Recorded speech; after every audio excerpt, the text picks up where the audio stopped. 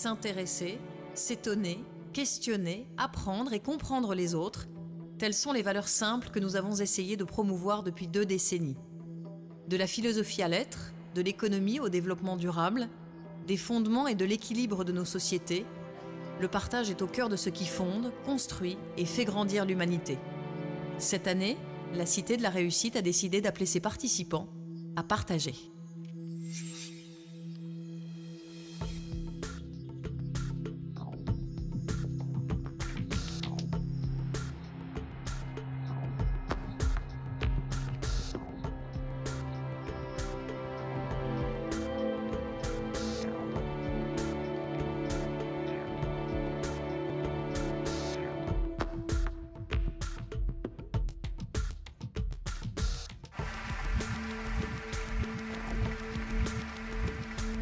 Et bâtir quelque chose ensemble.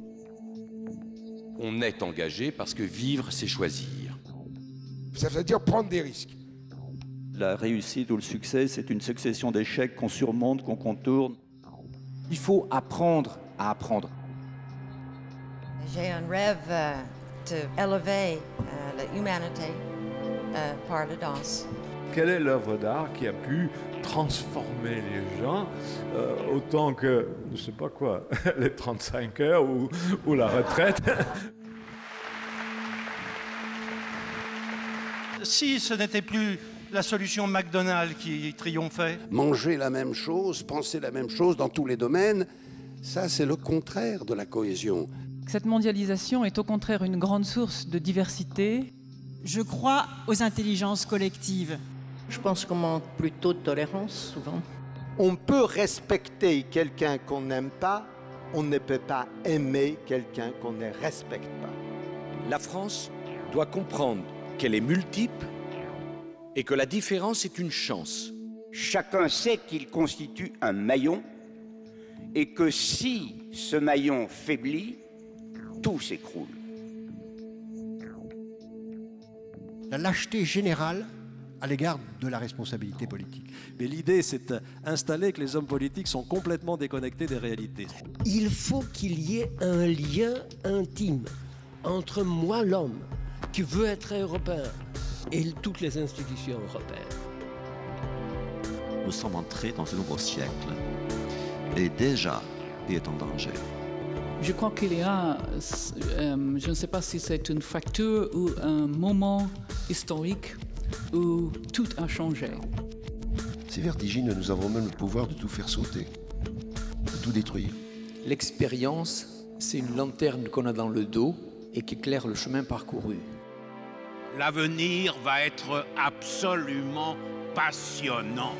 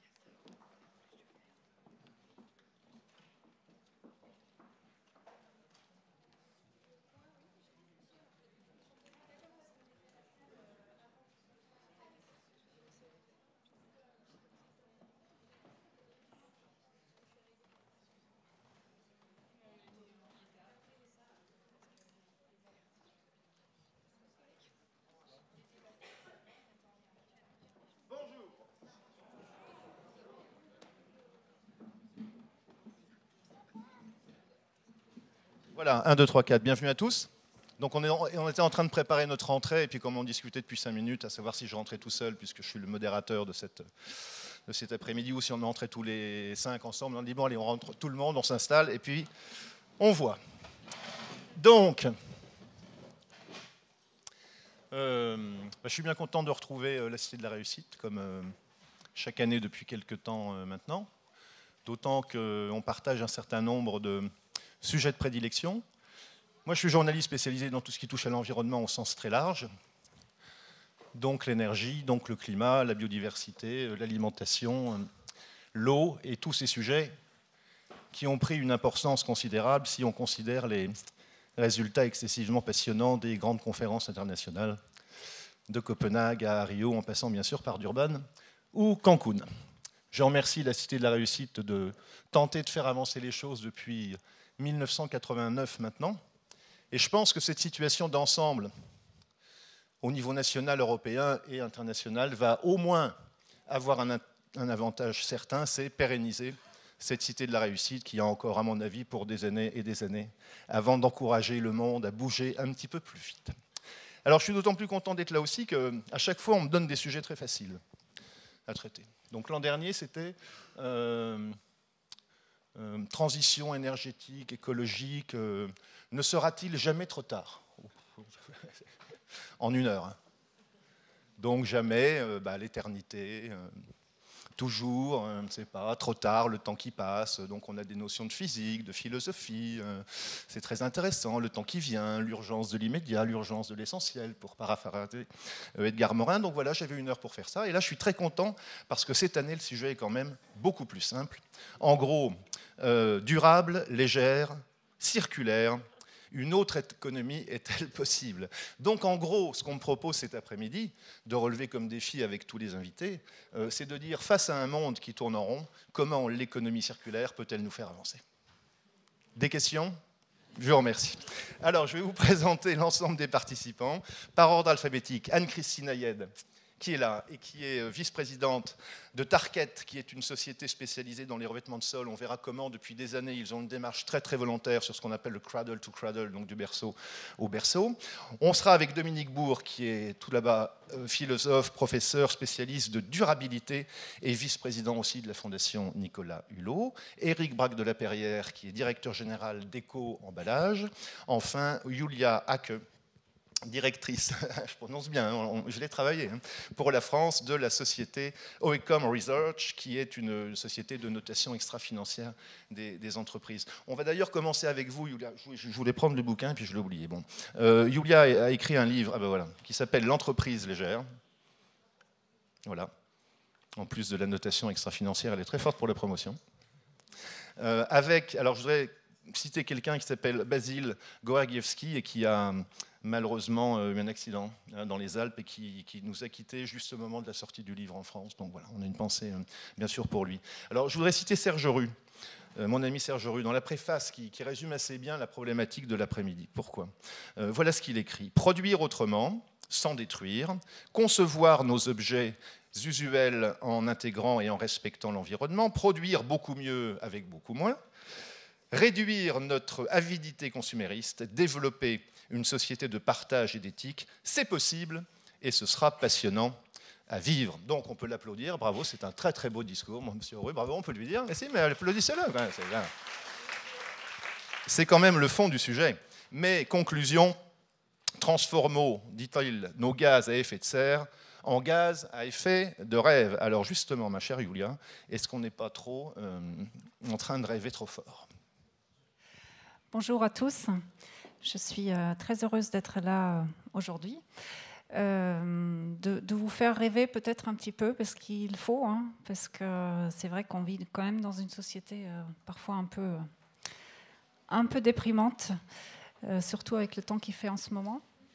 Donc oui, alors est-ce que l'entreprise légère est un rêve? Il faut peut-être revenir un tout petit peu sur des définitions, puisqu'on est au tout début de ce débat. Donc, expliquez ce que voilà. c'est, bien sûr. Alors, l'idée de départ, en fait, de cette notion d'entreprise légère, c'est de dire que, bien évidemment, on fait face aujourd'hui à toute la problématique écologique qui nous inquiète et qui nous fait une certaine pression. Et en même temps, il y a eu beaucoup de progrès qui a été fait sur cette thématique du développement durable et de la protection de l'environnement. en même temps, on voit qu'avec la croissance économique dans d'autres régions de cette planète, il y a des sociétés qui tentent de reproduire nos modèles de consommation, nos modèles de société. Elles tentent et elles réussissent même très bien. Réussissent très bien, voilà. Et en même temps, on constate aussi qu'il n'y a pas assez de ressources naturelles de disponibles, pas assez d'énergie, etc. C'est la course, c'est la compétitivité autour de ces ressources, etc. Donc on voit que on ne peut pas continuer dans cette notion du toujours plus. Et il faut donc un autre modèle de société. On va y revenir tout à l'heure, notamment avec Dominique Bourg autour de l'économie légère. L'économie légère ne peut pas ne pas s'accompagner d'une consommation légère et d'une organisation plus souple aussi. Voilà. Alors, quand on parle de c'est une remise en cause de la croissance matérielle, de la croissance économique qui est basée sur des ressources naturelles, sur l'énergie, etc. Donc, quand on parle de cette remise en cause de la croissance, très souvent, on vous dit qu'est-ce qu'on fait? On revient à l'âge des pierres, c'est anti-progrès, il va y avoir du chômage de masse, etc. Et donc là, bien évidemment, il faut trouver des solutions. Donc la réflexion que j'ai eue au cours de ma vie professionnelle jusqu'ici, et notamment avec mon ami Basile, avec qui j'ai coécrit ce livre, c'est d'expliquer que cela est possible et que notamment l'entreprise doit jouer un rôle clé dans cette nouvelle forme de société. Donc l'entreprise est source d'innovation, notamment source d'imagination, source de progrès, et en même temps source de cette problématique aussi environnementale qui nous inquiète. Oui. Alors, question, l'entreprise peut-elle faire toute seule la démarche d'être légère dans la société telle qu'on la connaît et telle que vous la décriviez, où on reproduit à l'extérieur et dans les grands pays en voie de développement qu'on connaît, les modèles qu'on a suivis depuis très longtemps? Alors, juste peut-être en 2 mots, c'est quoi alors une entreprise légère, parce qu'on ne l'a pas encore dit. Donc c'est à la fois une entreprise bien sûr qui protège l'environnement, qui prend en compte cette notion de réduction de pollution, qui est donc plus sobre, plus efficace, plus propre. Mais c'est aussi une entreprise qui va plus loin et qui remet en cause cette vente à outrance de produits physiques, matériels, de plus en plus low cost, etc., tout ce qu'on connaît. Donc c'est une entreprise qui se met à l'éco-conception de ces produits, qui fabrique des produits aussi beaucoup plus durables, avec une meilleure qualité, qui vivent plus longtemps, qui n'ont pas besoin d'être remplacés aussi rapidement que ce qu'on constate aujourd'hui. C'est aussi une entreprise qui passe du produit au service, et c'est aussi une entreprise, bien sûr, qui parfois peut remettre en cause son business model quand elle constate que celui-ci n'est plus viable d'un point de vue écologique et économique aussi, bien sûr. Alors, est-ce que c'est faisable? Oui, c'est faisable parce qu'on rencontre énormément d'exemples d'entreprises qui font déjà ça aujourd'hui. Quand vous pensez à une société, un constructeur d'automobiles, puisqu'on vient de voir Carlos Ghosn en débat il y a quelques instants, quasiment tous les gros constructeurs automobiles, de manière plus ou moins timide, on va dire, commencent à réfléchir à la mobilité et à proposer, comme le fait Peugeot d'ailleurs, des solutions de multi-mobilité où vraiment elles tentent à répondre plutôt aux besoins de mobilité que à la voiture, à la vente de voitures. Donc, bon, j'ai pas énormément de temps pour élaborer, donc je vous invite bien sûr à lire ce super livre. Mais est-ce que il y a clairement plein d'idées dans cette idée d'entreprise légère qui font qu'une entreprise peut avoir une source de compétitivité dans toutes ces idées que je viens de citer très, très brièvement.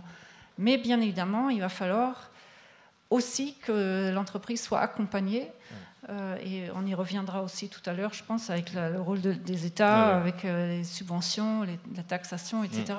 Il y a beaucoup de choses. Même maintenant, d'ailleurs, on va... Hop, une partie du décor s'est écroulée derrière vous. Vous n'aviez pas de démonstration à faire au tableau, donc c'est pas. C'est ça la légèreté. On se débarrasse du matériel. La légèreté du décor. Merci Julia, on en reparle tout à l'heure de toute façon. Hein. Alors, on fait un premier petit tour de table très rapide pour bien voir qui fait quoi et comment on agit chacun de son côté dans le secteur qui nous intéresse. Et puis ensuite, on donnera la parole bien sûr au panel des étudiants et à vous tous.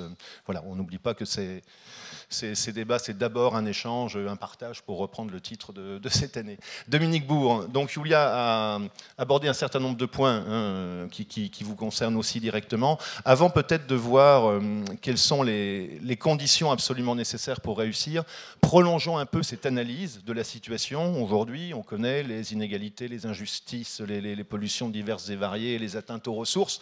La situation est aussi noire que ça, Dominique? Alors bon, bonsoir à tout le monde. Oui, malheureusement, Jean-Louis, la situation est très très noire. Vous avez rappelé la date de ce genre de manifestation, la Cité de la Réussite, 89. Si on regardait ce qui s'est passé depuis 89, il y a deux tendances très claires et à l'échelle internationale. D'un côté, nos flux de matière et nos flux d'énergie n'ont cessé à l'échelle globale de croître, en dépit des efforts de certains industriels, il faut bien le rappeler.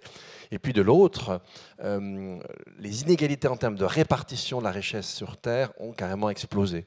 Je vous rappelle qu'en France, je crois que les 11 personnes les plus fortunées, vous direz ça au couturier qui s'est exprimé il y a peu, c'est à peu près les revenus, je crois, des 15 millions de Français les plus pauvres. Et si vous faites le petit jeu à l'échelle mondiale, grosso modo, les 8000 milliardaires les plus importants ont en fortune ce que les gens ont en revenu. Alors évidemment, bien sûr, mais cette fois-ci, c'est 956 pour être exact d'un côté et 2,5 milliards de l'autre. Il faut savoir que jamais dans le passé, ces choses ne sont arrivées. Si vous vous reportez à la fin du XVIIIe siècle, par exemple, lorsque Adam Smith publie son enquête sur la richesse des nations, vous n'auriez trouvé aucune région, si j'enlève les peuples premiers, parce que là, le référentiel est très différent, vous n'auriez trouvé aucune région qui aurait été en moyenne 2 fois plus riche qu'une autre.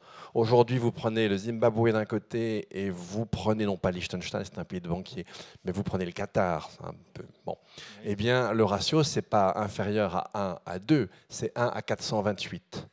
Donc voilà la réalité du monde. Donc d'un côté, des flux de matière d'énergie qui ont explosé, de l'autre, des inégalités qui ont explosé. Et en fait, les deux vont grosso modo, à peu de choses, on pourrait y revenir, à peu de choses près, ensemble. Alors, pour prolonger sur cette entreprise légère, cette société plus légère aussi, quelles sont, Dominique, les conditions, à votre avis, nécessaires, plus dans le domaine macro, pour réussir cette transition? Qu'est-ce qu'il est impossible de ne pas faire? Alors, en tout cas, ce dont on sait que cela ne réussira pas, puisque ça fait à peu près 40 ans qu'on s'y essaie, c'est de continuer à produire de la richesse en croissance, avec un monde qui matériellement, lui, pourrait décroître. Ça ne marche pas. On va comprendre tout de suite très rapidement pourquoi. Dans notre imaginaire, les problèmes d'environnement restent des problèmes de pollution. Je ne dis pas que les problèmes de pollution n'existent pas, mais ils sont extrêmement minoritaires. On a deux types très importants de problèmes de front, en quelque sorte. Julia les a rappelés, Jean-Louis vous aussi tout à l'heure. On a un problème de déplétion des ressources qui est assez complexe, qui nous renvoie à cette notion de finitude, mais à chaque fois c'est un petit peu compliqué. Et puis de l'autre, on a un problème de dérégulation générale du système biosphère qui nous permet d'exister. Et si je prends ces deux fronts, la pollution, c'est peanuts. L'essentiel sont les flux de matière et d'énergie. Or, chaque fois qu'un industriel devient plus léger, en général, le prix aussi devient plus léger. Et donc, du coup, eh bien, la demande en face augmente. Alors évidemment, si par exemple, prenez un ordinateur d'aujourd'hui, il va consommer beaucoup moins d'énergie qu'un ordinateur d'il y a 15 ans. Simplement, l'usage n'est pas le même. Le nombre d'acheteurs, évidemment, a beaucoup cru et l'intensité de notre usage a elle-même cru. Et donc, du coup, on ne gagne rien. C'est-à-dire que ce qu'on a gagné à l'unité, ce qui sort de l'entreprise, à l'échelle globale, on n'a rien gagné. Alors maintenant, effectivement, si vous vendez des cercueils, on peut imaginer que vous n'en vendrez pas plus. Mais en revanche, quand vous les achetez, vous les achetez moins cher. Et cette manne que vous libérez, vous allez l'investir dans un iPhone, que sais-je. Donc, et là, soyons très clairs, à cette échelle-là, on n'a pas de solution. On n'a pas de solution, on ne sait pas faire fonctionner une économie sans croissance. Donc on est face à un défi gigantesque, on va vraiment dans le mur, on pourrait y revenir, et on ne sait pas que faire. Alors c'est pour ça qu'à chaque niveau d'initiative, toutes ces initiatives sont bonnes à prendre. Il ne faut jamais perdre de vue l'aspect global, parce que c'est à cette échelle globale, il y a une biosphère, et c'est à cette échelle-là que les choses seront décisives en un bon sens ou en un sens plus dramatique pour nous.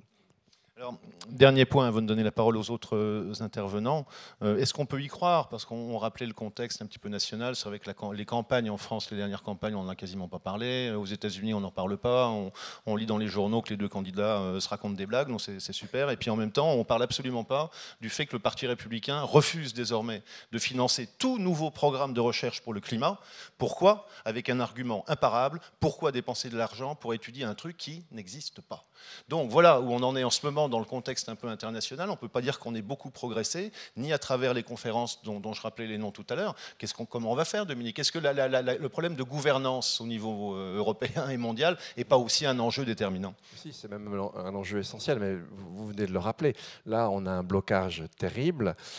C'est vrai des États-Unis. Aux États-Unis, 1 personne sur 2 est climato-sceptique. En gros, un républicain. Si vous voulez. Si vous êtes républicain, vous êtes ipso facto climato-sceptique. C'est comme si on vous disait « je suis républicain, donc non, pour moi, je pense que c'est le soleil qui tourne autour de la Terre ». Enfin bon, ça n'a pas l'air de les affoler. Donc ça, c'est un phénomène très nouveau. Très, très nouveau. En Angleterre, c'est pas beaucoup mieux. Et dans la plupart des pays européens, il y a grosso modo 1 personne sur 3 quand même qui est climato-sceptique. Hein. Donc là, on a affaire à un défi énorme. Alors ce qu'il faut bien comprendre, c'est que par rapport à cette histoire-là, c'est le temps. Hein, je dis, on essaie d'être très rapide. Imaginons qu'à Copenhague, on ait réussi. À partir de 2016, on aurait dû diminuer grosso modo nos émissions à l'échelle mondiale de 3% par an. Imaginons qu'on réussisse et qu'en 2015, on signe un accord de réduction des émissions à l'échelle globale et un accord contraignant. Ça veut dire qu'on commencerait en 2020 ou 2021. Là, c'est plus 3% par an. Ça sera un minimum de 6, voire 9, pour atteindre le même objectif. Donc, si vous voulez, on est quand même très, très mal parti. Et plus on tarde, plus on est ensuite dans l'impossibilité d'atteindre un objectif donné. Donc l'histoire, si vous voulez, des 2 degrés, c'est plié. Et en fait, ça n'aurait pas dû être 2, ça aurait dû être 1,5. Donc alors c'est doublement plié. Et ce qu'il faudrait, c'est qu'on... préciser, tous les climatologues sont à peu près d'accord là-dessus. On n'échappera pas au passage de cette barre de 2 degrés. On n'échappera pas. Et alors cette barre, c'est très dangereux parce que c'est le moment à partir duquel, si vous voulez, les dégâts sont importants. Et surtout, il peut y avoir un emballement du système climatique. Donc effectivement, c'est une barre assez dangereuse. Donc, et tout ça dans une quasi-indifférence générale. Je pense que dans 20 ans, 30 ans, on ne comprendra pas pourquoi on a tous finalement laissé échapper et laissé se fermer ces fenêtres les unes après les autres. Voilà, on essaiera de discuter plus tard des solutions possibles. Alors, des solutions, dans un premier temps, on va quand même les aborder un peu. On ne va pas uniquement tout dresser en noir, mais je pense qu'avant d'étudier concrètement les solutions, c'est vraiment bien de regarder le problème au fond des yeux, et merci à vous deux de nous avoir permis de le faire. Éric Braque de la Perrière, donc, là, on va aller sur le terrain davantage et sur l'opérationnel, qui existe quand même, heureusement. Le tri, le recyclage pour les emballages, bien sûr. Pour mesurer ce qu'on peut en attendre, comment fonctionne Éco-emballage, parce que vous êtes un petit peu à la convergence des consommateurs, des industriels, des élus. Quel est le système que vous proposez pour justement favoriser l'une des réponses possibles qui est le tri et le recyclage? Alors le démarrage de tout ça, c'est 1992 avec l'OCDE qui crée la responsabilité élargie des producteurs. Donc en fait, l'OCDE a proposé d'une certaine manière que ceux qui mettaient sur le marché des produits emballés soient responsables de la fin de vie de ces mêmes produits. Il y aurait pu avoir 3 solutions. Celle-là, les entreprises, mais qui n'avaient pas de compétences sur les déchets. La deuxième, c'était l'État avec une taxe et ensuite une mise en œuvre par des acteurs. Et la troisième, c'est les collectivités locales qui avaient la compétence déchets. Et là, il y a une première innovation qui s'est passée en matière de responsabilité et de prise en main, même si les déchets ménagers, c'est 1% de l'ensemble des déchets. Donc, c'est pas, vous voyez ce que je veux dire, ça touche 1%. Mais néanmoins, le cas est assez étonnant. C'est qu'en fait, les entreprises ont accepté de le prendre en main. Et elles l'ont pris en main comment? Elles l'ont pris en main en se disant, voilà, on va se regrouper et on ne va pas se faire de compétition sur le sujet. Donc, pas de compétition, de la mutualisation sur les entreprises qui mettaient tous les emballages en circulation. Donc, il y a 50 000 entreprises, 200 milliards d'emballages qui sont pris en main par, entre guillemets, cette entreprise qui est Éco-emballage. Cette entreprise, elle ne fait pas de bénéfices, elle fonctionne comme une ESA, c'est une ESA. Et en fait, à chaque fois qu'elle gagne de l'argent, elle le remet dedans et elle fait des provisions pour charges futures. Notamment aux collectivités locales, parce que les collectivités gagnent beaucoup aussi avec vous. Absolument, il a fallu faire. Et effectivement, Mais c'est important cette notion de où est-ce qu'on place la responsabilité. C'est très important parce qu'on l'aurait placée à l'État. Une entreprise, elle aurait payé la taxe. Mais est-ce qu'elle se serait pour autant rapprochée du sujet qui était, comme le dit Dominique, finalement de réduire les emballages, ou bien de les faire de plus en plus recyclables? Je pense qu'elle s'en serait éloignée. Et si c'était au niveau des collectivités locales, cette responsabilité, ben finalement, elle aurait aussi été éloignée de ce sujet-là, alors qu'il y a un enjeu majeur à rapprocher l'entreprise dans son territoire de la collectivité locale qui agit sur les habitants. Car l'entreprise et le territoire se partagent en fait un individu qui est parfois consommateur et qui est toujours habitant. Et donc cette notion-là, ce placement de la responsabilité, je pense, a créé de l'innovation. Et pour vous répondre, donc ensuite, qu'est-ce qui s'est passé? Et bien finalement, il y a une chaîne solidaire qui s'est créée sans contrainte. Plusieurs acteurs, les collectivités locales, ont mis en place la séparation en fait, d'une poubelle où on mettait tout dedans. Ils ont proposé une poubelle où on pouvait, une poubelle de plus, la fameuse poubelle jaune, où on pouvait séparer ce qui allait être repris ensuite et réinjecté dans le circuit. Les associations de consommateurs et d'environnement se sont mobilisées pour développer ce petit geste de tri.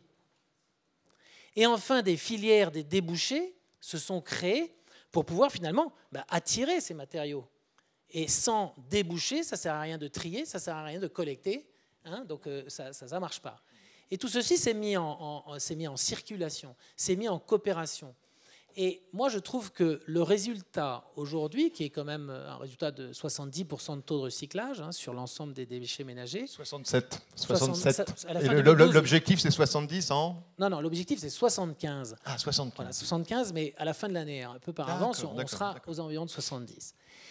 Qu'est-ce que ça a produit? Ça a produit, je crois, d'abord, dans les entreprises, une vraie conscience. C'est-à-dire que ce petit point vert que vous connaissez, qui est en fait un signe de paiement, est aussi un signe, entre guillemets, de prise en main de cette responsabilité par les entreprises. Et ça, je crois, on n'est pas encore au bout. Hein. Il y a encore beaucoup de choses à faire.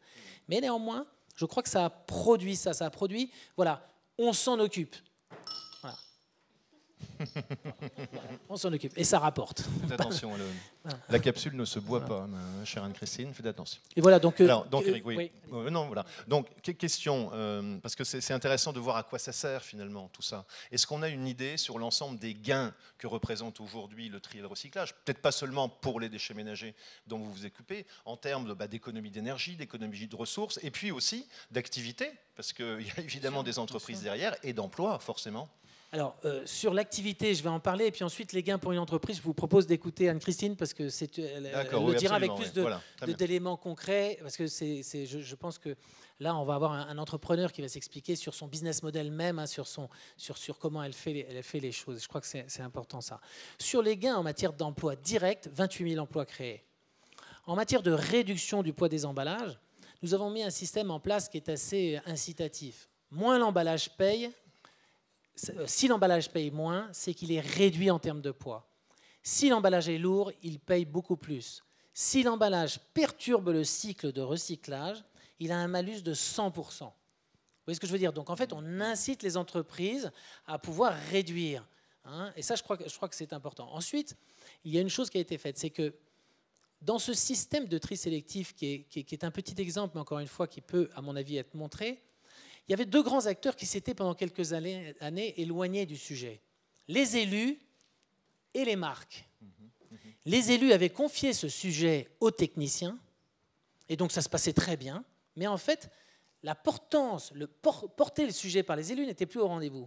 Alors que l'élu est un acteur majeur pour le développement local, pour la réduction des déchets et pour le bon geste de tri.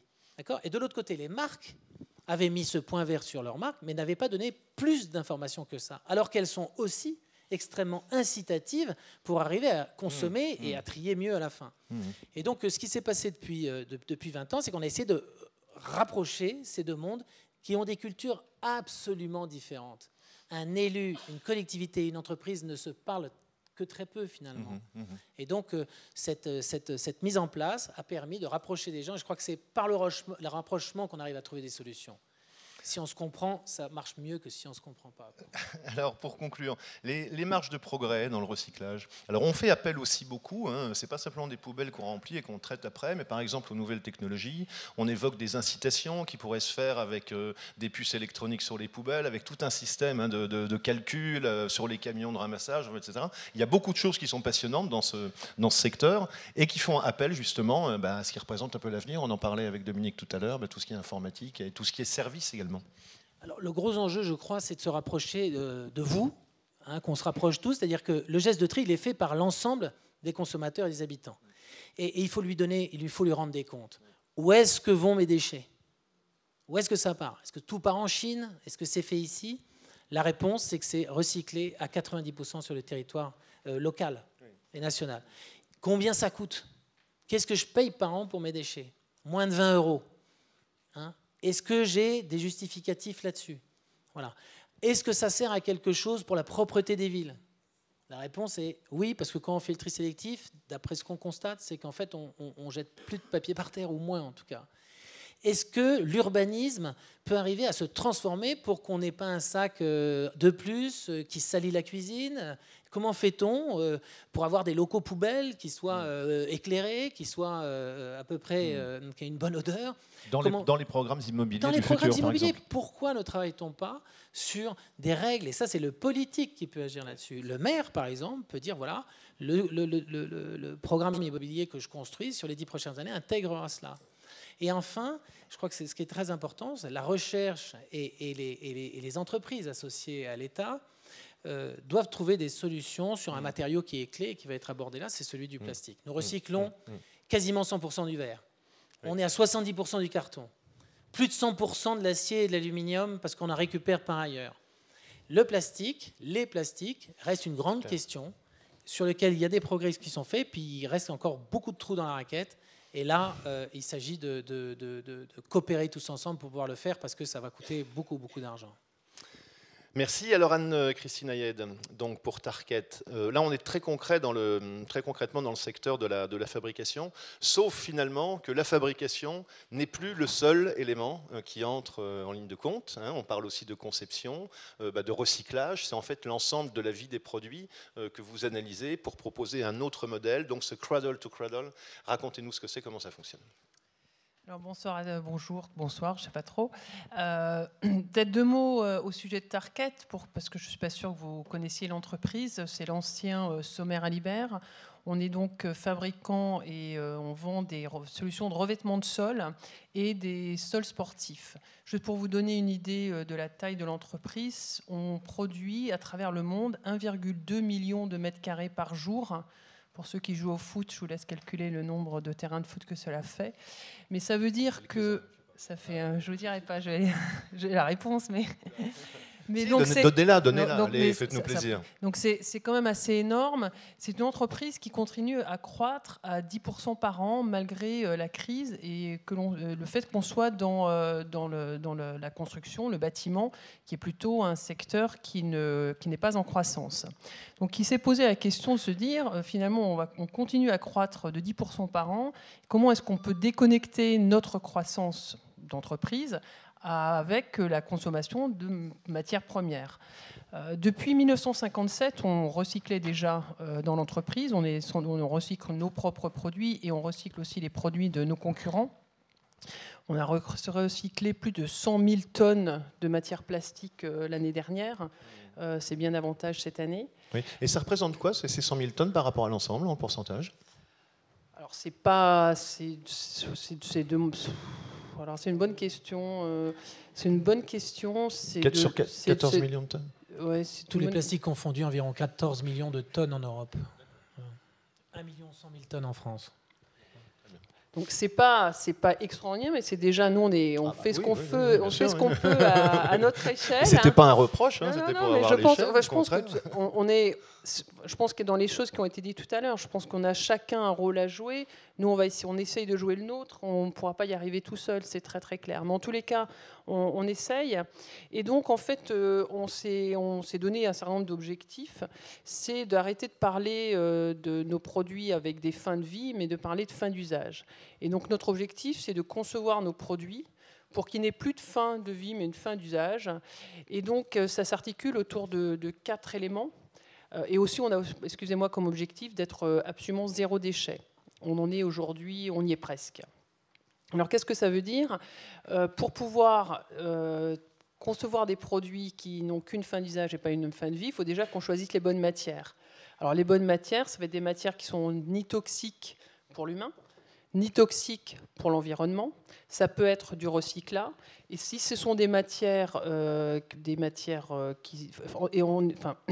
naturelles, mais qui ne donnent pas faim aux gens, je crois que c'est important de le dire, et aussi des matières qui ne contribuent pas à l'appauvrissement en ressources. Donc il y a des ressources abondantes, celles-là on peut les utiliser, mais celles qui contribuent à l'appauvrissement des ressources naturelles, on ne les considère pas comme bonnes matières.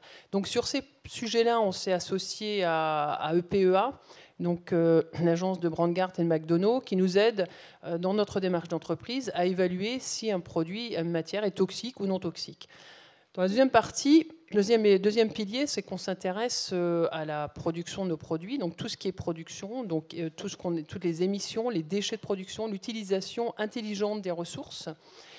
Et donc on a eu des démarches assez créatives. Alors bien sûr, on s'intéresse à l'énergie renouvelable, mais ça peut être aussi nos propres déchets qui nous servent d'énergie. On fabrique du bois, on a des déchets de bois, et bien ces déchets de bois sont une source de chauffage. Troisième pilier, c'est l'usage de nos produits. Donc, c'est-à-dire qu'on veut s'assurer que pendant l'utilisation de nos produits, nos clients, nos partenaires, qu'ils ne soient ni toxiques pour la santé, ni toxiques pour l'environnement. Donc, on a retiré de nos produits, tous nos produits sont sans émission, il n'y a pas de problème avec les enfants, on travaille sur la qualité de l'air, on travaille sur l'entretien, l'usage de l'eau, donc remplacer le nettoyage à l'eau par des solutions plus écologiques. Donc, si vous voulez, c'est un pilier dans l'utilisation. Et puis, en fin d'usage, c'est de pouvoir reprendre nos produits, donc les collecter. Alors aujourd'hui, dans certains pays, on a déjà des collectes en place. On n'en a pas partout. On a comme objectif, effectivement, d'avoir des collectes partout pour pouvoir réutiliser nos produits en fin de vie. Alors aujourd'hui, évidemment, si vous me demandez si on est au bout de l'histoire, évidemment pas. On a commencé il y a 2 ans. Un revêtement de sol, ça dure 10, 15, 20 ans. Donc il y a beaucoup de choses qu'on fait aujourd'hui pour pouvoir justement atteindre notre vision dans les années qui viennent. Par contre, il y a des choses qui existent déjà sur les gazons synthétiques où on est capable de séparer le remplissage du tapis et de réutiliser le tapis dans des nouveaux produits chez nous. Donc on n'est pas du tout dans de la fin d'usage et du recyclage sur des applications qui sont de moindre valeur que celles que l'on fait avec des produits, des matières vierges, si vous voulez. Donc on n'est pas dans le déclassement de nos produits. Donc c'est une vraie démarche d'entreprise. C'est très très intéressant, non seulement d'un point de vue économique, parce qu'utiliser la matière recyclée, je peux vous garantir que c'est mieux qu'acheter la matière vierge. On répond à la question qu'on posait tout à l'heure, c'est voilà, ça. On n'a pas de problème on n'a pas de problème de sourcing, on retrouve de la matière, donc on a besoin de matière. On continue à croître sans avoir à continuer à consommer. Mais c'est aussi ce qui est intéressant, c'est que nos fournisseurs, nos clients, tout le monde est embarqué dans... Oui, vous les entraînez, c'est ça. Voilà, tout le monde est entraîné. On a changé des standards de l'industrie. Nos concurrents, d'abord, nous suivent parce qu'ils se rendent bien compte qu'on est plutôt dans la bonne démarche. Ils nous disent, vous changez les standards de l'industrie. Donc, il se passe quelque chose. Des gros fournisseurs qui commencent à se dire, mais... Attendez, ils ont une démarche qui commence à avoir du sens, on comprend ce qu'ils veulent faire, mais peut-être qu'on devrait se poser la question de le faire aussi. Donc on entraîne même des mastodontes de la chimie américaine dans notre démarche. Donc pour aujourd'hui, c'est une démarche d'entreprise. Nos actionnaires, je pense que si on leur avait présenté l'histoire comme ça, assez conceptuelle il y a 2 ans, je ne suis pas sûr qu'ils auraient signé. Ils sont les premiers à nous dire « bravo, allez-y ». Parce que ça a du sens pour nos clients, ça a du sens pour l'entreprise. Nos collaborateurs nous demandent que ça, le marketing est ravi. Donc finalement, c'est un modèle économique qui marche. Oui. C'est sans doute plus facile dans une entreprise qui ne fait pas 40 milliards d'euros, mais une entreprise qui fait 2,5 milliards. Mais on est quand même suffisamment gros pour avoir un impact. Oui. Oui. Alors, je vois bien que vous ne voulez pas rentrer dans les chiffres complètement. Hein, bon, j'ai bien compris votre discrétion. Mais simplement... vous êtes sur un marché qui est très concurrentiel.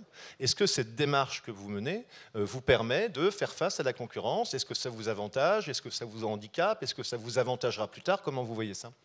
Alors c'est une question qu'on nous pose souvent.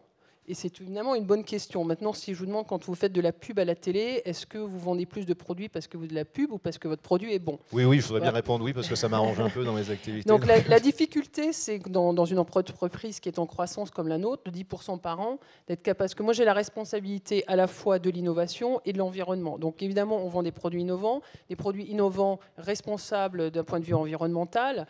On a une image qui se développe à l'international. D'être capable de vous dire quel est le pourcentage de notre croissance qui est liée à notre démarche environnementale, je pense que je ne serais pas très raisonnable de vous le dire. Oui, Par contre, ça marche. Oui. Et le fait que nos concurrents nous suivent et qu'ils nous disent qu'on change les standards de l'industrie, je pense que c'est quand même une reconnaissance de leadership et une reconnaissance d'un modèle économique qui fonctionne. Oui. Juste ce dernier point avant de lancer la discussion. Votre réel intérêt à faire tout ça, il y a un aspect environnemental, mais on sait que c'est rarement moteur dans les nouvelles démarches qui touchent au développement durable. Est-ce que c'est vraiment une démarche d'entreprise au sens entrepreneurial où vous anticipez un certain nombre de changements qui se présentent sur le prix de l'énergie, sur la rareté des ressources? Je ne sais pas s'il y a juste une réponse. Bon, d'abord, il y a un homme, notre président, qui a une vraie vision. Vous savez, se lever le matin en se disant qu'on va faire moins qu'hier, moi, ça ne me fait pas me lever. Moi, je pense qu'il ne s'agit pas de moins consommer, il s'agit de consommer intelligemment.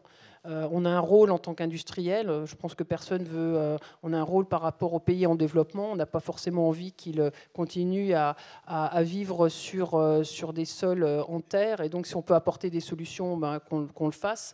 Donc, je pense qu'il y a effectivement la vision d'un homme, la vision d'une équipe de management. Et puis, effectivement, il y a quand même ce problème de ressources qui se pose. Et puis, il faut le dire, on vend des sols en PVC. On est très challengé sur le fait qu'on vend des sols en PVC. Aujourd'hui, on est capable de prouver que le PVC répond parfaitement à la démarche cradle to cradle, est parfaitement réutilisable et qu'on est capable de complètement maîtriser la chaîne de PVC sans poser de problème ni à la santé humaine, ni à l'écosystème. Bien, merci. Alors, on va lancer les questions avec notre panel. Je ne sais pas qui va poser la première. Nous avons Françoise-Marie, Marie et Julie. Et ce sera donc Julie. Moi, 2 questions. La première à Dominique Bourg. Donc, vous avez dit qu'il fallait continuer de produire de la richesse le défi, c'est de produire dans un monde qui décroît. Et donc, ma question, c'est, outre les USA, où il y a pas mal de climato-sceptiques et tout ça, comment se préparent certains dirigeants, s'il y en a qui se préparent, pour ce changement de comportement? Donc ça, c'était ma première question. Et la seconde, donc pour Monsieur Braque de la Pierrière, Jean-Louis Caffier vous a posé la question des axes de progrès. Et moi, je me demande si une axe de progrès, ce ne serait pas de revenir à la consigne de certains emballages. Voilà, c'était mes premières questions. On répond. Merci Julie pour votre question. Alors quand même, une petite rectification. Non, ce que j'ai dit, c'est qu'à l'échelle globale, il faudrait qu'on parvienne à produire et à consommer moins. Que la chose soit claire. Et je n'ai absolument aucune hésitation sur ce point.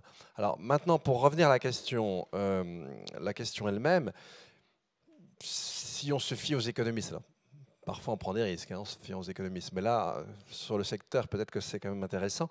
Il semblerait qu'à compter d'un certain seuil de PIB par an et par personne, grosso modo 15 000 $, c'est pas beaucoup. En France, le PIB moyen, c'est 36 000 $ par personne et par an. Eh bien, on constate une disjonction entre l'accumulation matérielle de biens et le sentiment de bien-être.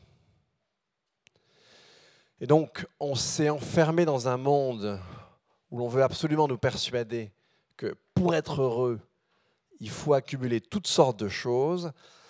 C'est franchement pas évident si l'on regarde assez finement ce que les gens ressentent et expriment de leur ressenti. Et puis, je ne peux pas m'empêcher de le faire.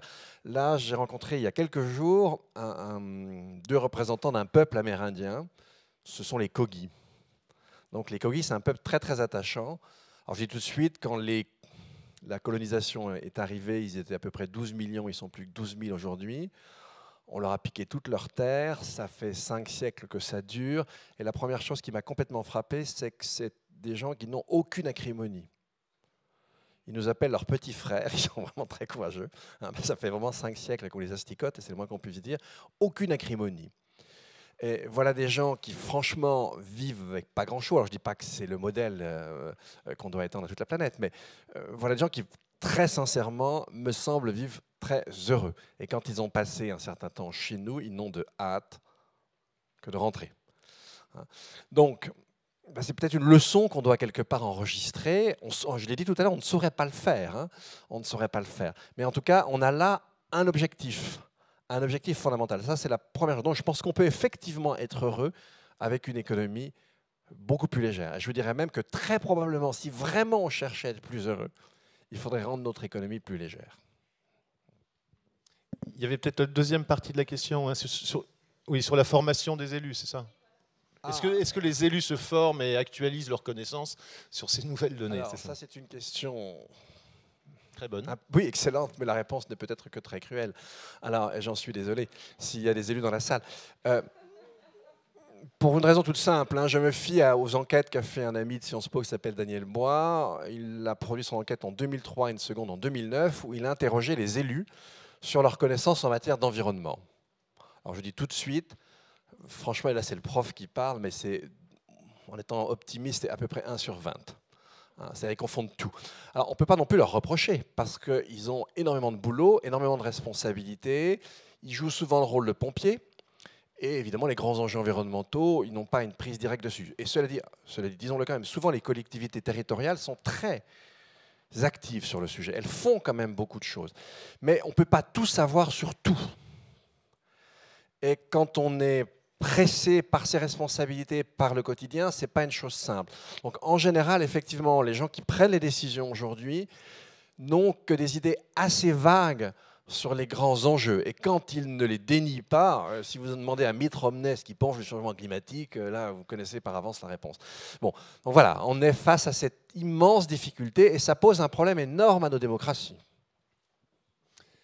Éric Braque de la Perrière, réponse à la deuxième question. Et pourquoi pas le retour aux bonnes vieilles consignes? Alors, pour 2 raisons, ça peut être étudié, effectivement. Il y a deux conditions en fait, à la consigne. C'est la proximité territoriale entre la personne qui... Si on prend un exemple d'une bouteille, qui remplit la bouteille entre guillemets, en verre ou dans quel que soit le matériau, et le bassin de consommation. S'il y a ça, par exemple en Allemagne, en prenant l'exemple de la bière, sans faire de faute ni d'incitation à la consommation, vous avez une logique de territoire en fait, de consommation, petits brasseurs, consommation locale, retour à la consigne, ça marche. Et le bénéfice environnemental est certain. En revanche, si vous avez une extension du territoire, c'est-à-dire des dispositifs de vente et de consommation qui sont beaucoup plus larges, on s'aperçoit, il y a une étude de l'ADEME, si vous voulez la regarder là-dessus, qui a été faite et qui était très bien réalisée en sortant de bons indicateurs, vous apercevez que ça ne marche pas en termes environnementaux. Alors c'est un grand débat, parce que ça, il y a un débat idéologique derrière ça, et qu'on peut comprendre. Et donc, moi, sans rentrer dans le débat idéologique, c'est les conclusions qui ont été données et qui me paraissent intéressantes. Donc proximité, consommation, production. Et d'ailleurs, je rejoins Dominique, ça a des vertus, le territoire de production et de consommation. C'est d'ailleurs, à mon avis, extrêmement important pour arriver d'une certaine manière à limiter. La deuxième chose, c'est les habitudes de consommation et la vie des gens qui a profondément changé. C'est-à-dire qu'il y a beaucoup de nomadisme, il y a beaucoup de déplacements, il y a une consommation immédiate. Et donc, la consommation immédiate fait que vous avez là une très grande, je dirais, extension du nombre d'emballages et de nécessité d'avoir un emballage qui s'adapte à votre vie. On ne peut pas trimballer sur soi, tel un escargot, énormément de déchets qu'on ramènerait ici et là à la consigne. Donc voilà, c'est tout. C'est donc 2 réponses, une réponse technique sur le territoire et puis une réponse, je dirais, sociétale sur l'habitude des gens qui demandent une grande mobilité. Une autre question? Alors voilà, on va laisser le micro. Bonjour. Ce serait une question à Anne-Christine Ayed. Étant donné le modèle donc, que vous avez développé dans votre entreprise, quelles recommandations vous feriez à d'autres entreprises qui voudraient changer de modèle et rejoindre un peu votre façon de faire? La recommandation, c'est déjà d'y croire. de ne pas avoir peur de s'y lancer, parce que finalement, ce n'est pas si compliqué de ça une fois qu'on y croit. Et surtout, de commencer par faire. Alors nous, je pense que vous n'avez pas beaucoup entendu parler de nous. On ne fait pas forcément beaucoup de publicité sur ce qu'on fait. Ça va pouvoir, peut-être, on va en parler un petit peu plus maintenant. Mais on a commencé par prouver que c'était possible et avoir des résultats. Même avec des choses assez simples, hein, puisqu'on a eu des certifications cradle to cradle sur un certain nombre de produits, à peu près deux gammes de produits par an. Mais c'est surtout d'avancer et pas faire ce qu'on appelle en anglais du greenwashing, c'est pas raconter n'importe quoi, et d'y aller petit à petit et en entraînant l'entreprise dans la vision. Voilà, c'est ça que je dirais. Peut-être un élément complémentaire. Alors un élément complémentaire, voilà. Julia Hacke. J'avais envie de rajouter quelque chose, un petit conseil aux entrepreneurs, c'est de vraiment écouter les consommateurs et les clients. Parce que, comme disait Dominique tout à l'heure, la consommation matérielle ne rend pas forcément heureux. Et j'ai envie de rajouter aussi qu'on vit dans un des pays le plus riche de cette planète et on consomme, je pense, le plus d'antidépresseurs et d'anxiolytiques dans le monde, même avant les États-Unis encore.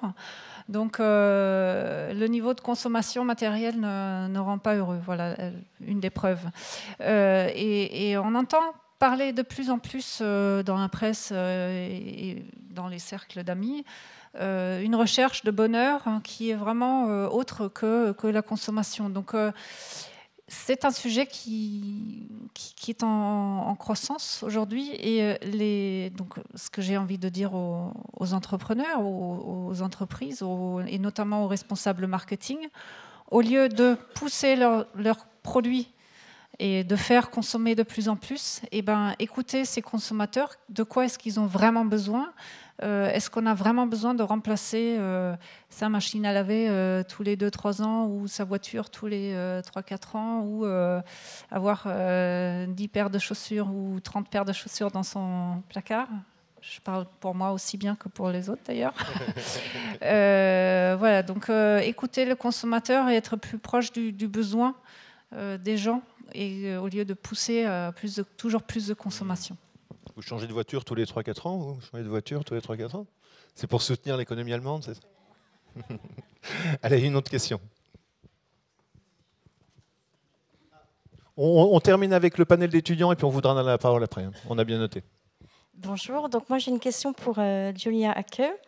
Donc en fait je voulais savoir quel rôle en fait Ecom Research AG France et plus largement les agences de notation extra-financières donc jouent réellement dans cette nouvelle forme d'économie circulaire. C'est une très très bonne question.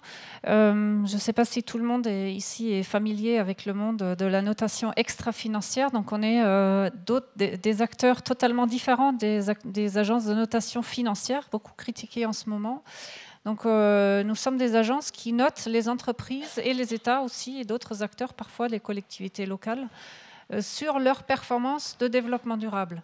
Donc on va noter si elles se comportent bien en matière sociale, si elles gèrent bien ces problématiques environnementales et si au point de vue gouvernance, toutes sortes de règles sont bien respectées.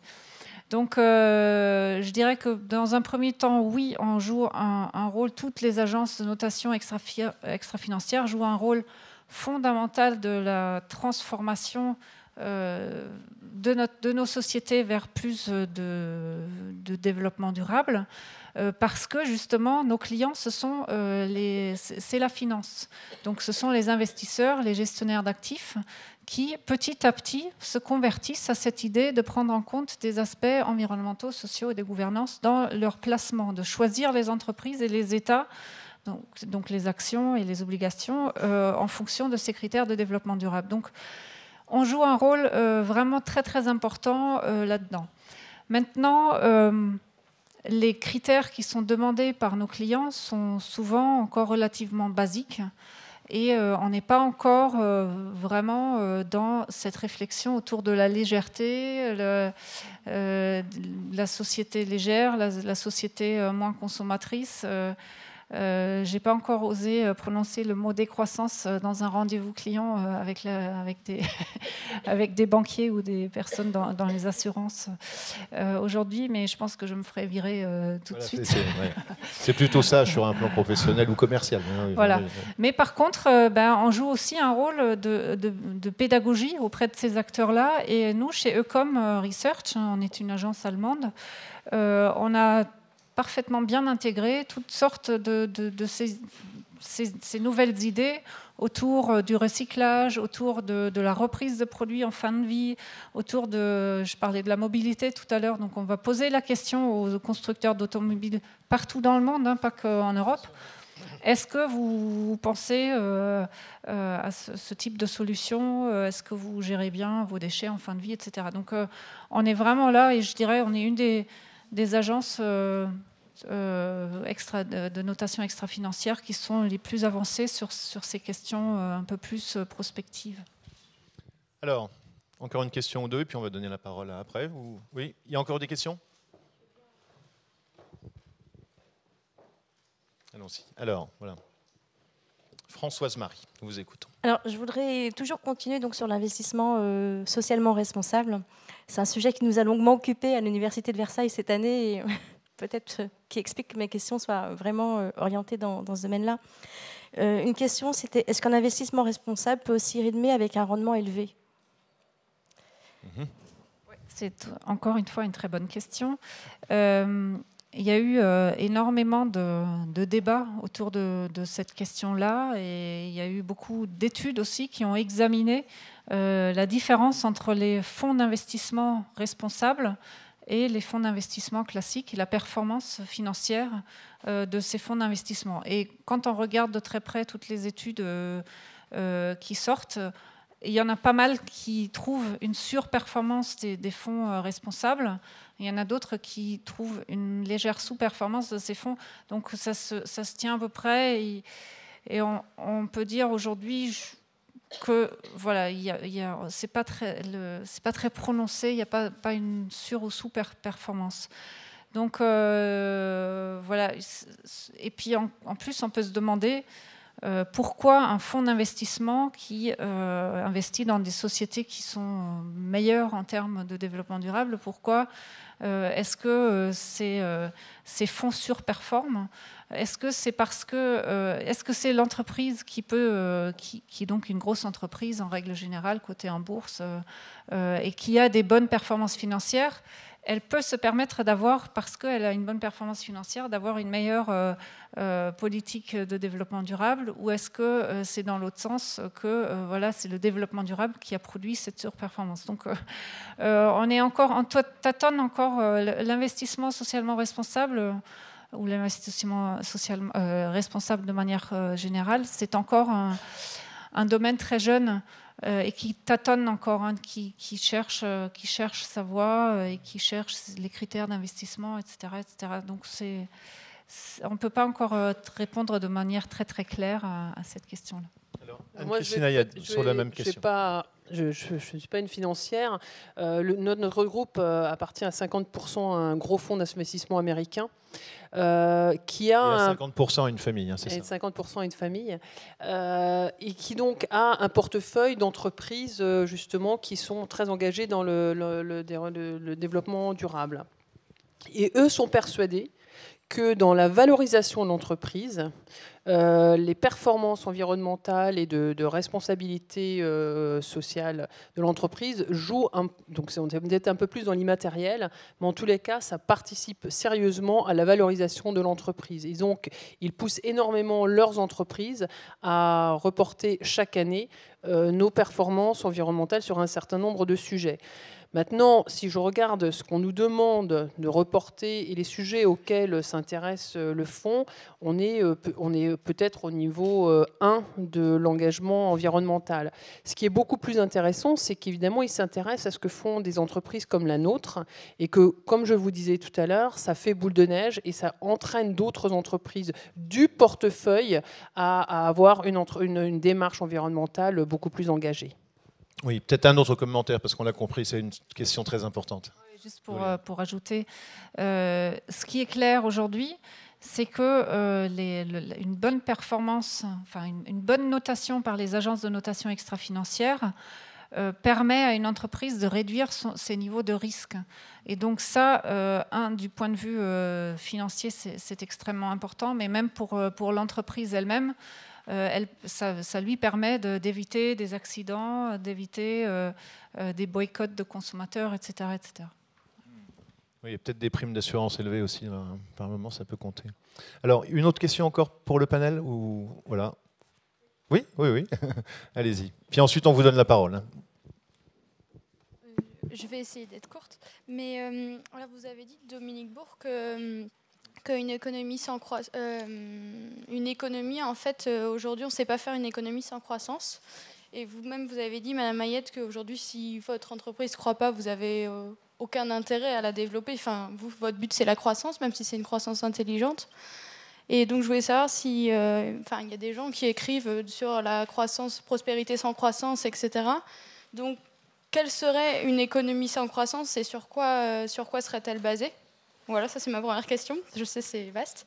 Et la deuxième question, ce serait plutôt pour Madame Hake, dans le sens où aujourd'hui, il n'y a pas de grands indicateurs standards comme les normes extra-financières, telles les IFRS, des choses comme ça. Il n'y a pas de consensus sur les normes extra-financières et c'est vrai que ça se bat un peu. Et on se demande même si les indicateurs, plus que des données informatives, arrivent vraiment à faire évoluer les entreprises, si ce n'est pas juste pour mesurer. Donc, quelle serait la personne qui pourra l'organisme qui pourra mettre en place un indicateur universel, si je puis dire? Merci. Dominique Bourg. Alors, pour répondre à votre question, je voudrais revenir un petit peu dans le passé. Au cours des années 60, il y a eu une productivité intellectuelle extrêmement importante sur la question de la critique de la croissance. Et le point d'orgue de tout ça, ça a été la publication du rapport Meadows, les limites à la croissance en 72. En 2004, ils sont amusés à faire recouvrer les courbes réelles et ce qu'ils avaient estimé, avec les 5 domaines qu'ils avaient retenus. Et effectivement, les courbes se recouvrent parfaitement, c'en est même extrêmement inquiétant. Eux prévoyaient un clash entre 2020 et 2040. Alors bon, c'est déjà un peu plus loin que le 21 décembre 2012. Bon, ça, c'est toujours un exercice très, très délicat. Ensuite, la notion de développement durable a vraiment été conçue, en quelque sorte, pour faire taire ces choses et est liée en partie parvenue. Mais maintenant, les choses remontent parce que, développement durable, on commence à en parler tout début 80, mais en fait, si vous regardez Stockholm, le premier sommet sur l'homme et l'environnement en juin 72 à Stockholm, vous aviez déjà les fondamentaux de ce qu'on appellera ensuite, après, le développement durable. Donc ça fait 40 ans qu'on essaie, comme je disais tout à l'heure, de découpler la croissance du PIB, des flux de matière et des flux d'énergie sous-jacents. Évidemment, pour les raisons que je vous indiquais tout à l'heure, on aurait pu les développer plus, on n'y parvient pas. Du coup, ça revient, cette critique, elle revient aujourd'hui très fortement. Je ne sais pas si vous l'avez fait exprès, si vous connaissez le livre ou pas, mais vous avez parlé de prospérité sans croissance. Donc j'imagine que vous connaissez le livre de Tim Jackson, qui est en fait le rapport de la Commission britannique du développement durable sorti en mars 2009 et qui a vraiment remis sur le plateau cette histoire de prospérité sans croissance. C'est-à-dire comment on pourrait psychologiquement, socialement se développer avec effectivement une économie matériellement parlant beaucoup plus légère. Alors pour le moment, on a des pistes, on voit quelques instruments, mais personne n'arrive à vraiment se faire une idée globale, une sorte de modèle de la façon dont une société pourrait fonctionner. En revanche, on sait que la manière dont elle fonctionne aujourd'hui nous conduit à une échéance très difficile à préciser, mais qui peut être plus ou moins proche, à des difficultés très difficilement surmontables, voire tout simplement absolument insurmontables. Si on dépassait, si on atteignait les 3 degrés, sans parler des 4 degrés, alors je dis simplement 2 choses que vous trouvez dans la littérature scientifique. 4 degrés, c'est vraiment une chute des capacités alimentaires, de production alimentaire mondiale. On est à 43% d'artificialisation de toutes les parties émergées, si vous voulez, des terres, à 50% en général dans les époques antérieures, pour des raisons qui n'avaient rien à voir avec les raisons humaines. Même chose, basculement général des écosystèmes et très probablement aussi chute des capacités de production alimentaire. Donc on est sur un trend qui est extrêmement dangereux pour l'humanité. Donc on s'éclasse, on ne peut pas perdurer. Et on a vraiment du mal à essayer de voir, parce que si vous voulez, on est dans un système, c'est un véritable paradigme, on a été programmé pendant des décennies là-dessus, c'est vraiment pas une chose simple, et en plus tout se tient, c'est systémique. Donc c'est très très difficile partiellement de se dégager de ce genre de choses. Mais sachez qu'aujourd'hui, il y a vraiment une créativité, alors une créativité intellectuelle, mais je dirais aussi une créativité sociale. Vous avez des gens en Europe, aux États-Unis, que sais-je, en Inde, etc., qui aujourd'hui vivent autrement. Hein, je voyais ne serait-ce qu'un reportage à la télévision, je ne savais pas que ça existait cette histoire, j'ai trouvé très intéressant.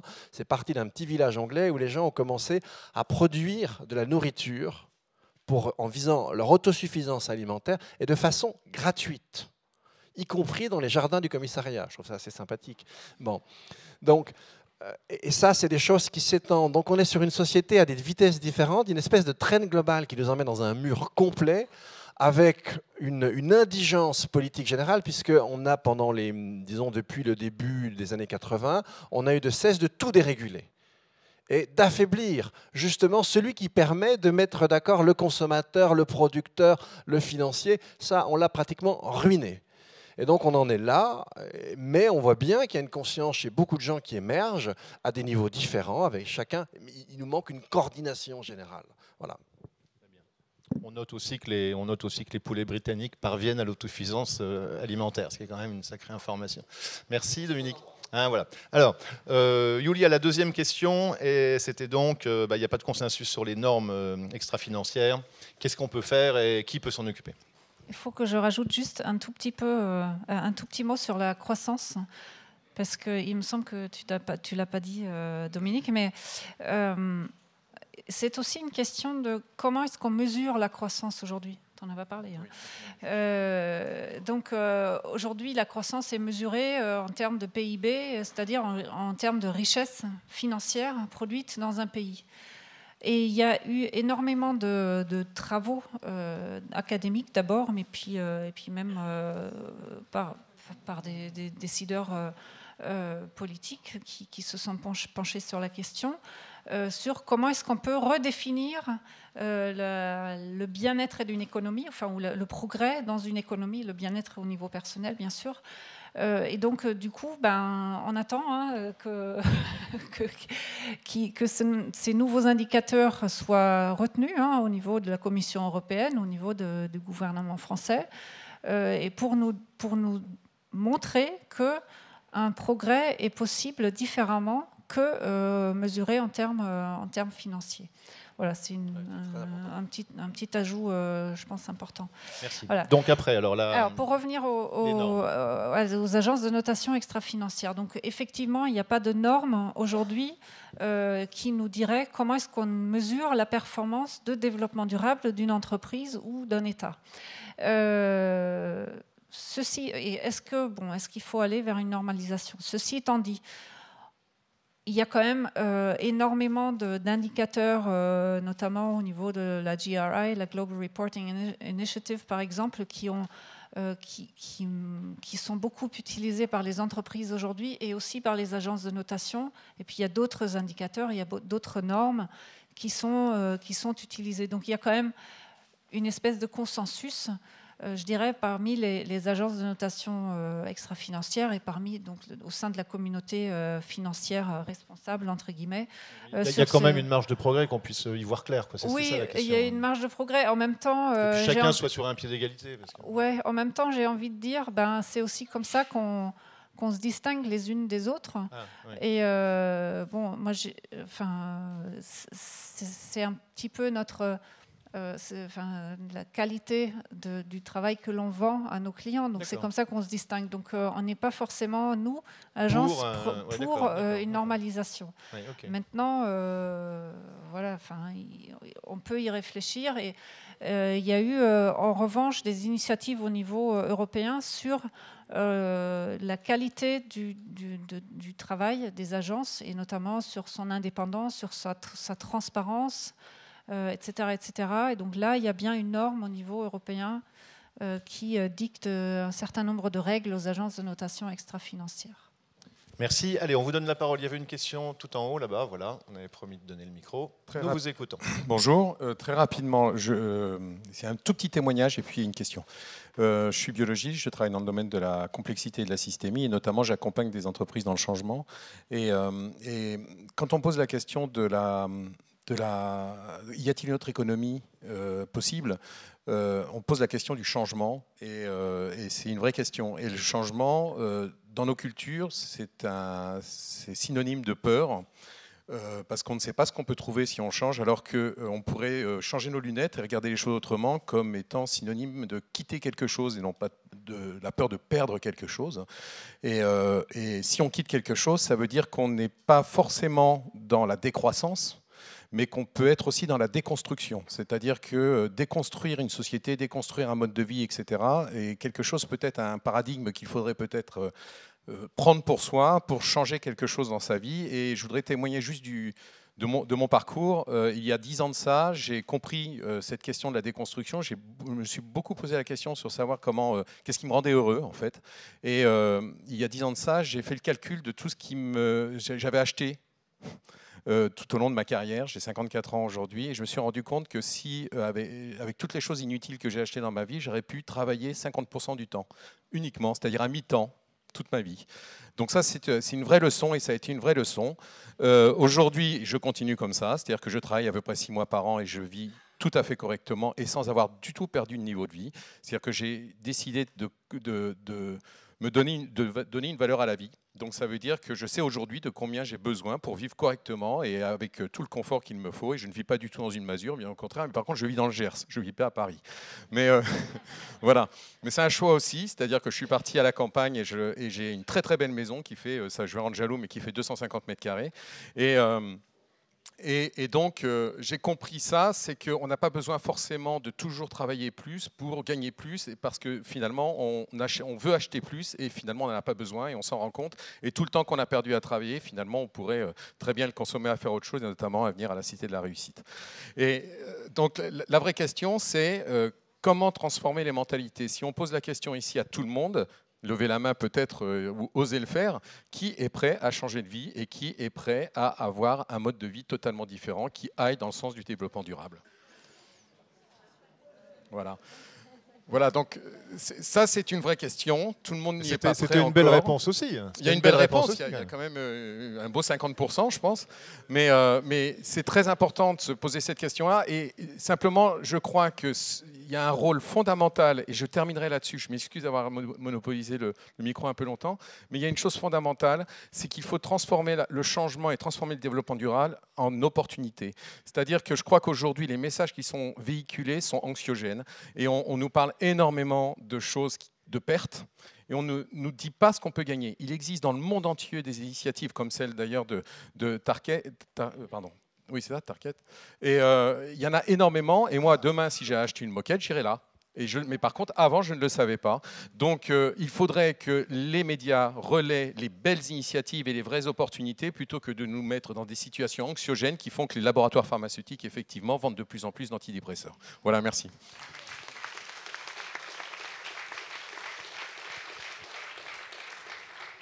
Bon, merci. Peut-être Dominique Bourg est le mieux placé pour dire un mot. Hein. Non, très rapidement. Vous avez parfaitement raison. Hein. Le nerf de la guerre, ça serait un peu de changer nos manières de penser. Toute la difficulté, c'est d'y arriver à peu près au moins à 50%, un peu plus même en démocratie, pour arriver à un vrai changement et dans différents pays en même temps. Vous savez, j'avais un vieil ami poète chrétien qui disait « On est tous capables d'être saints, mais en général, un quart d'heure dans sa vie et jamais tous en même temps. » C'est le défi, si vous voulez, de l'environnement. Voilà, mais vous avez parfaitement raison. Merci. Voilà, on passe à une autre question ou remarque. On vous écoute. Je vais poser ma question en utilisant 2 propos de M. de la Perrière. D'abord, le petit point vert, qui n'est pas vert, il est à moitié vert. Il y a une complémentarité dans le logo. Ne vous donnez pas trop de verdoyance. Et le deuxième propos, c'est les plus 28 000 postes d'emploi dans éco-emballage. En fait, vous utilisez les mêmes ballasts que toute l'économie libérale, c'est-à-dire on crée de l'emploi ou on en supprime pour pouvoir remonter. Alors, je pense qu'il y a volontairement une confusion qui est établie entre économie et écologie. Et ce n'est pas du tout pareil, quoi. Dans un cas, on va essayer de partager les richesses. Dans l'autre, on va se poser la question s'il est nécessaire d'en faire ou pas. il y a peut-être un autre choix de richesse à faire que celui de la richesse en biens matériels. Et ma question est la suivante. Plutôt que d'utiliser de l'eau minérale en bouteille avec des bouteilles en PET, polyéthylène, je ne passe pas à la consigne, moi. Je pense qu'il faudrait plus aller dans la voie que, par exemple, la mairie de Paris donne, mais les grandes métropoles y viennent de plus en plus, d'utiliser l'eau du réseau collectif d'eau potable. C'est-à-dire qu'on n'aurait pas besoin d'éco-emballage. On se poserait des vraies questions sur l'utilisation de l'eau, elle serait collective, est-ce qu'on en abuse, est-ce qu'on n'en abuse pas, etc. Donc je pense que les vraies questions d'écologie, il faut les poser comme ça, pas comme vous. Merci. Alors, je vérifiais s'il y avait un sponsor qui était distributeur d'eau là, sur le programme. Mais je ne trouve pas. Alors, Éric de la Perrière. Oui, je vais vous répondre très, très directement et je comprends complètement votre question. En fait, moi, ce qui m'anime, c'est de pouvoir trouver une solution à un sujet de consommation actuel. Et aujourd'hui, il y a une liberté de consommer ou de ne pas consommer. Et le sujet que vous avez, que nous avons tous en face de nous, c'est de se dire, est-ce que finalement, on résout la question par la contrainte ou par la mobilisation? C'est ça, parce que en fait, quand j'entends ce que j'ai entendu de la part de Dominique, effectivement, on peut se poser vraiment la question, si on va tous au mur, doit-on pas prendre la voie de la contrainte? Ça, c'est une question sociale, c'est une question sociétale que les politiques doivent se poser sur certains points. Le tri sélectif, ça ne résout pas tout, bien loin de là. Mais néanmoins, en 20 ans seulement, sans aucune contrainte, c'est-à-dire il n'y a pas de radar derrière vous pour vous dire que vous êtes à tel et tel niveau. Sans aucune contrainte, on recycle à peu près 70% des emballages qui sont mis sur le marché. Alors après, doit-on consommer de l'eau du robinet ou doit-on comment doit-on consommer, entre guillemets, que de l'eau du robinet, en se disant, voilà, où doit-on consommer et avoir un libre choix? Ce sujet-là ne m'appartient pas. Ce sujet, il appartient effectivement d'abord aux habitants et aux consommateurs qui pourraient très bien, en se mobilisant et en réfléchissant, de dire, voilà, je consomme ou je ne consomme pas. Ça, c'est la première chose. Et là, entre guillemets, la démocratie, c'est aussi de laisser le choix. Et également, à un moment donné, de se poser la question plus globalement avec des indicateurs. Parce que moi, vraiment, je crois, et je rejoins ce que vous dites, je crois que seule la mesure et les indicateurs changent les comportements. C'est parce qu'on est à 150 sur un compteur qu'on se dit, bah, tiens, il faut que je descende à 100. C'est parce que j'ai 39 de fièvre que je me dis, bah, tiens, il faut peut-être que je m'interroge. C'est parce que j'ai un taux de cholestérol que je fais ci, que je fais ça. C'est l'indicateur qui prime quand même. Et le problème qu'on a, et madame, là je vous rejoins pas tellement, Julia, dans votre propos, c'est que si chacun y va de son indicateur, chacun pourra se mesurer avec sa propre règle. Et donc, je ne sais pas si j'ai bien compris ce que vous disiez, mais moi, je suis un peu étonné de ça. J'estime que pour rejoindre monsieur sur sa question de base, parce que la contrainte, pourquoi pas? La contrainte, pourquoi pas? Mais à partir de quelle décision, de quel indicateur et qui s'engage? Moi, je crois beaucoup au pouvoir des individus rassemblés, au pouvoir de mobilisation pour pouvoir gérer ce genre de choses. Et pour que les individus puissent, entre guillemets, bien comprendre, il s'agit d'avoir des indicateurs qui soient bien enseignés. Je vais vous donner une petite anecdote. La Finlande, c'est le pays numéro 1 en éducation, aujourd'hui. Ils ont réussi, en une vingtaine d'années, à changer la donne. C'est le pays européen numéro 1. Qu'est-ce qu'ils ont fait? Ils ont dit et décrété d'une manière directe, en se posant des questions sur la responsabilité, le professeur est le garant, le responsable du capital humain de la Finlande. Ils l'ont dit, boum. Et donc ils ont ensuite réparti les responsabilités et engagé des moyens. Les moyens étaient des moyens techniques et des moyens aussi, notamment ils ont augmenté les salaires, etc. Et puis ils ont supprimé d'autres choses. Et ceci s'est fait dans une concertation importante et particulièrement efficace. Ça c'est un système qui va bien. Et de l'autre côté, on ne peut pas stigmatiser l'entreprise qui vend des bouteilles d'eau à un moment donné pour dire vous êtes entre guillemets le diable, parce que sinon on éloigne la solution. On s'éloigne de la solution. Il y a des endroits du monde où il faut absolument des bouteilles d'eau, excusez-moi. Hein. Il y a des endroits aussi et des gens qui veulent consommer de l'eau tout simplement comme ça, c'est leur liberté. Donc pour finir ma réponse, c'est agir sur le conscient, agir sur la mobilisation, plutôt que développer les contraintes qui, à mon avis, éloignent de la responsabilité. Moi, c'est mon propos, c'est à ça que je crois. Voilà.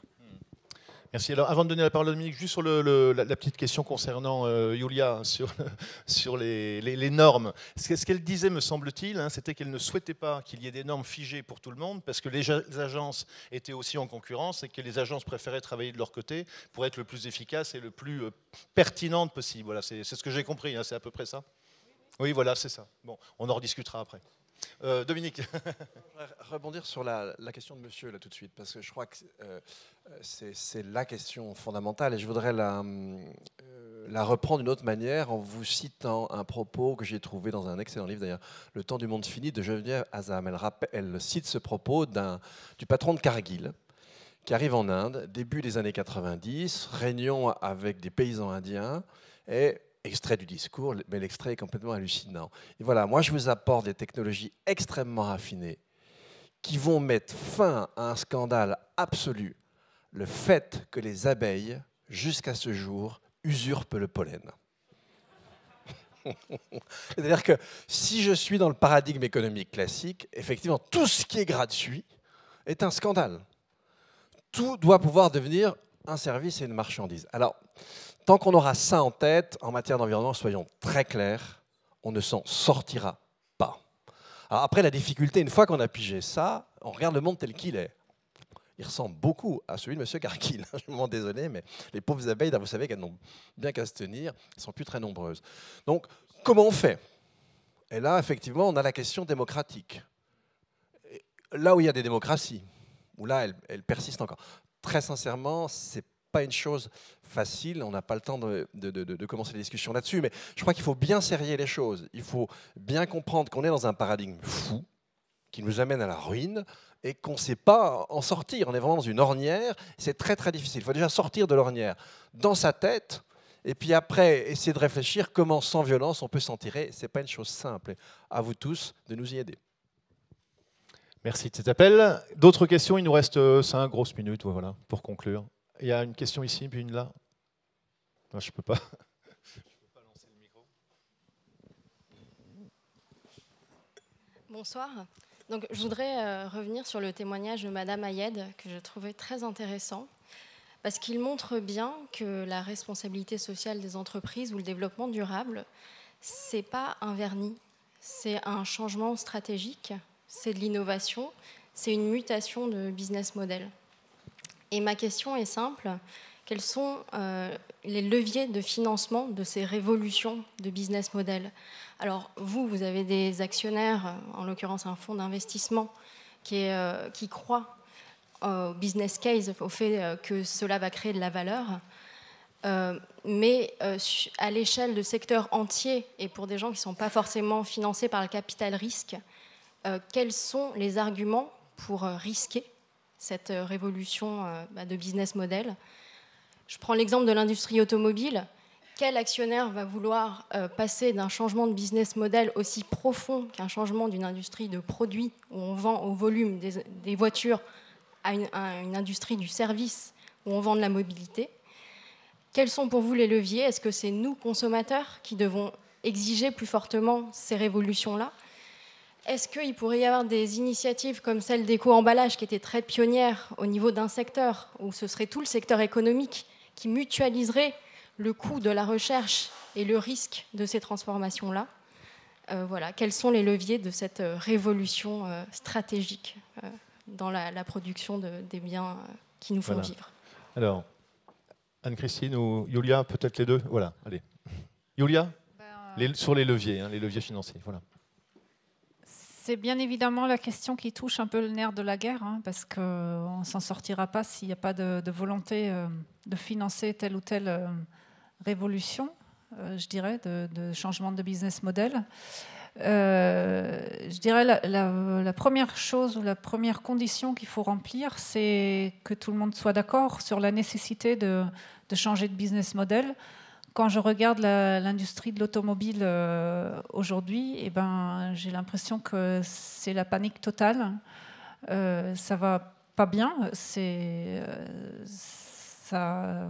y a un déclin de l'industrie automobile, en tout cas pour les constructeurs qui sont essentiellement actifs en Europe. Mais il n'y a pas, en dehors de petites initiatives que j'ai citées en partie tout à l'heure, il n'y a pas de consensus aujourd'hui qu'il faut arrêter de vendre des voitures et il faut vendre de la mobilité. Donc je dirais que ça c'est la première chose, il faut que au sein des entreprises ce soit compris et qu'on aille dans ce sens-là, mais il faut aussi qu'au niveau de l'État, et là c'est un élément de réponse que j'avais envie d'apporter, parce que les États peuvent subventionner, peuvent soutenir un changement de ce genre, mais il faut aussi, encore une fois, que les gouvernements acceptent cette idée de nécessité de changement d'un business model. Et puis, bien évidemment, ça ne peut pas se faire du jour au lendemain quand on pense au pourcentage d'emplois qui dépend de l'industrie automobile en France et aussi en Allemagne. Donc c'est effectivement quelque chose de compliqué, mais il faut un consensus et une reconnaissance d'abord de la nécessité d'aller dans ce sens-là.